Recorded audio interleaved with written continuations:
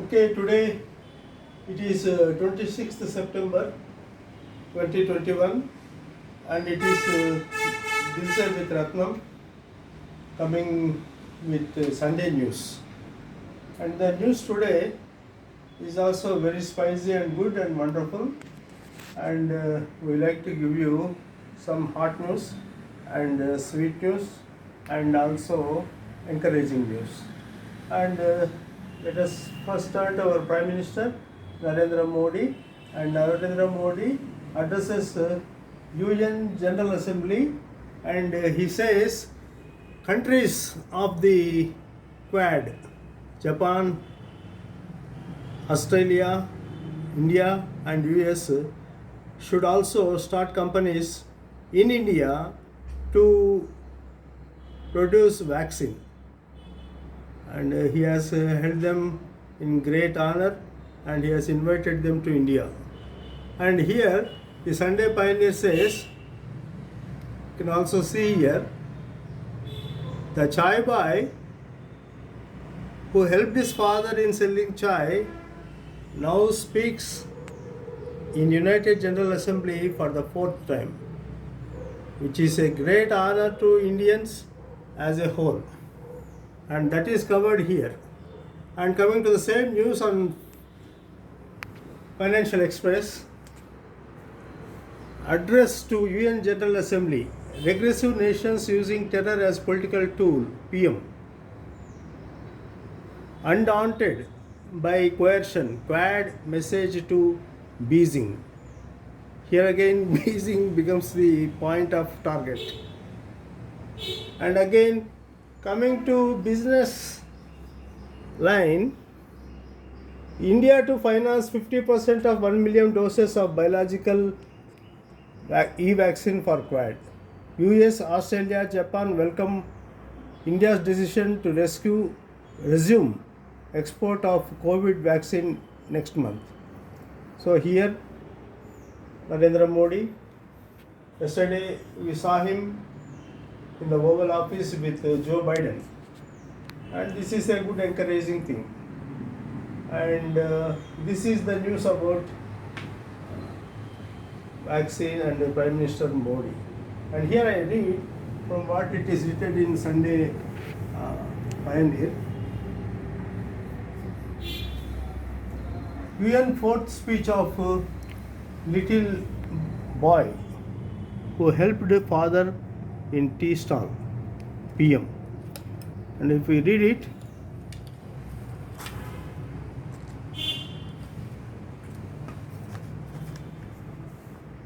a little boy who at one time used to help father at his tea stall is today addressing the United Nations General Assembly for the fourth time, said Prime Minister Narendra Modi, highlighting the strength of Indian democracy. The strength of our democracy is demonstrated by the fact that a little boy who at one time used to help his father at his tea stall at a railway station is today addressing the United Nations General Assembly for the fourth time as Prime Minister of India. He said, PM Modi, speaking at the 76th session of United Nations General Assembly, said that he represents country that is known as the mother of democracy. We have a great tradition of democracy that goes back thousands of years, said Modi. This is a great mark of achievement and we are happy with that. Thanks to Modi and his speech at the United Nations General Assembly. And turning to next points, we have here SME IPOs pack a punch on the returns front. So last year we had a flurry of IPO launchings, and people started launching IPOs. Whoever wanted money started launching IPO, and that was a great step and really appreciated by many and funded by many, and the IPOs were oversubscribed and a lot. But today we have a report about what happened to the most IPOs which were launched last year, and here we see 40 how they failed, 40 of the IPOs and how they launched, how they failed. And here he says 40 SME public issues in the last 1 year. 7 have more than doubled. So I have marked it with three ticks. 3 have returned 20 to 75% of returns. 14 have returned up to 25%, only 1 mark. And 10 have lost investors' wealth.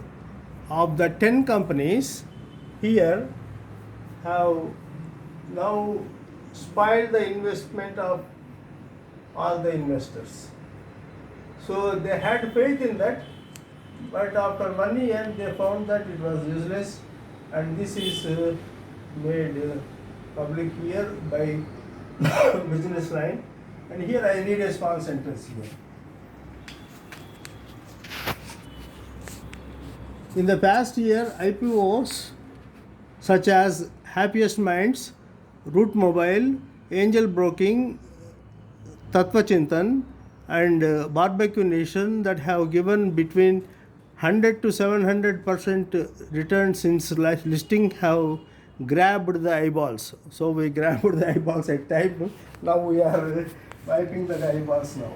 But chances are high that you may not have come across BEW Engineering, Shine Fashions, Veer Global, Rangoli Tradecom, Sigma Solver, or EKI Energy Services, SME IPOs that have provided between 200% to 2,700% returns. But today the thing is something miss. Hard to ignore. That said, the presence of a long-term wealth builders make these stocks hard to ignore over the years. SME IPO stocks such as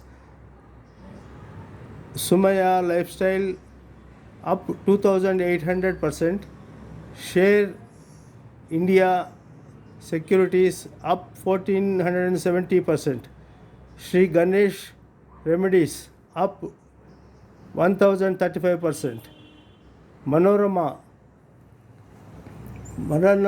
Industries up 713%, Yasho Industries up 660%, to AP Abushan up 650%, and Ganga Forging up to 630%, have proven to be subtle wealth generators. So they have proven to be the subtle strength generators. However, it is easy to understand why the vote of confidence is weak in case of SME IPOs. Given the small size of the companies, these businesses can be disrupted sooner. The biggest revenue generators here sport annual sales of about rupees 100 to 150 crore, while their yearly profits are between 5 crore to 10 crore. In fact, more than 50% of SME IPOs that have hit the market within the last 1 year have less than 1 crore in the bottom line, making them highly vulnerable. So there are vulnerable IPOs also.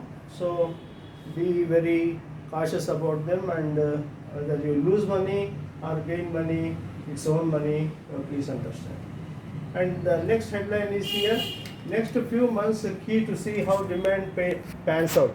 HUL's chief. And here we have another big news. ED freezes shares with rupees 700 crore of Karvy CMD. You know Karvy. Karvy is a great broking house. And we have here the headline here. He put it on the bottom line. And here he puts it in the headline. ED freezes rupees 700 crore shares and assets of Karvi Stock Broking CMD C. Partha Sarathi. So you see that and go through it. It's a great news. We need to understand what is Karvi and how we lost money. How he lost money. Here it is not available. And one more news item today. Cyclone Gulab to drench Telangana. So take care. Cyclone is on hand and it is just lashing on Telangana as a whole. It is reported that at least 14 districts of Telangana will be experiencing that cyclone. And we have so many other important things. And one important thing also here,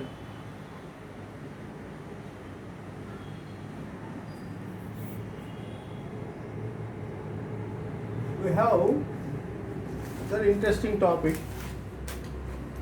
Women's IPL is inevitable. Women's IPL is inevitable, says Financial Express.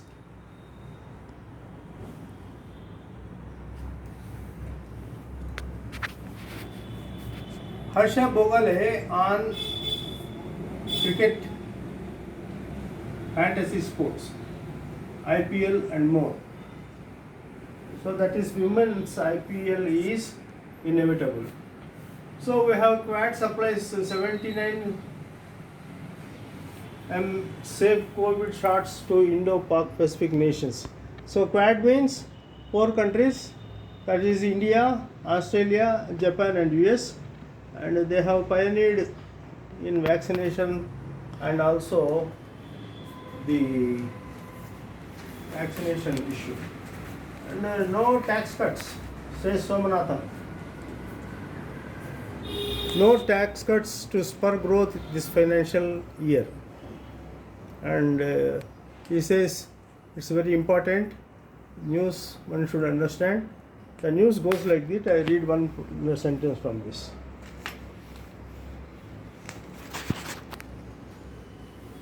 On disinvestment plan. On government's disinvestment plan, Somanathan said Air India and LIC will certainly happen this fiscal. BPCL and Concor divestments will happen either this fiscal year or early financial year 23. So disinvestment is a sure shot. There is no second thought on it. And Air India and LIC will taste it this time.